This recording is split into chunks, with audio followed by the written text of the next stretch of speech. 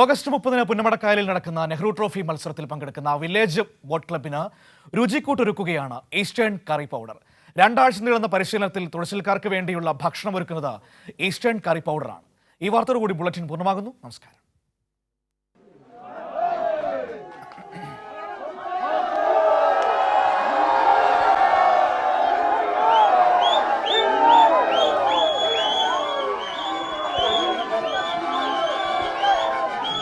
വിയപുരം ചുണ്ടനിലാണ് ഇത്തവണ നെഹ്റു ട്രോഫി കരസ്ഥമാക്കാൻ വില്ലേജ് ബോട്ട് ക്ലബ് എത്തുന്നത്.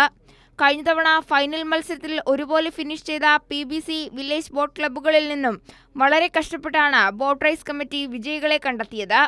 ഇത്തവണ വലിയ വിജയം വിയപുരം ചുണ്ടൻ സ്വന്തമാക്കുമെന്ന് Eastern marketing general manager Varun Sasidharan പറഞ്ഞു. വളരെയധികം പ്രതീക്ഷയുണ്ട്.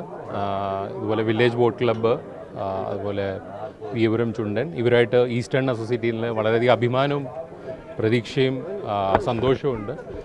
ഇക്കൊല്ലം ഇവർ തന്നെ Nehru trophy boat club, Nehru trophy race കപ്പടിക്കുന്നത് നമ്മൾ വളരെയധികം പ്രതീക്ഷയുണ്ട്.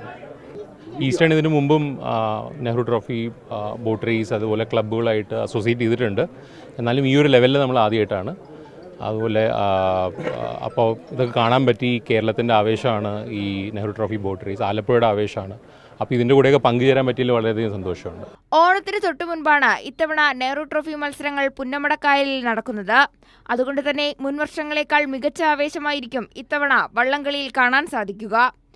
ഓരോ വള്ളവും കപ്പിൽ മുത്തമിടുമെന്ന പ്രതീക്ഷയിലാണ് പുന്നമടക്കായലിലേക്ക് എത്തുക.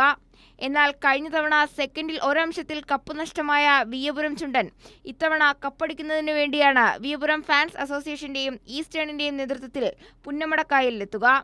ഒപ്പം ഈസ്റ്റേൺ തുഴച്ചിൽക്കാർക്ക് നൽകുന്ന ഊർജവും. കൈരളി ന്യൂസ്, ആലപ്പുഴ.